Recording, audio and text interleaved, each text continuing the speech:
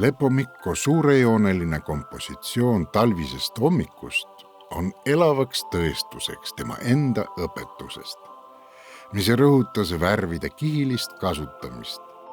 Nii väreleb ka hommikune kargus, mida kunstnik annab edasi talviselt summutatud ja jahedates toonides. Rohkem kui konkreetsete meeste portreed huvitab teda grupi omavaheline suhe ümbritsevaga, kui terviklikuna mõjub see lihaseliste hobuste kõrval, keda me tema töödel just liiga sageli ei kohta. Kolmandana fokusseerib Mikko tähelepanu saanile, eestlaste talvisele kaaslasele, ilma milleta ei toimuks ei kauba ega inimeste vedu külast külla.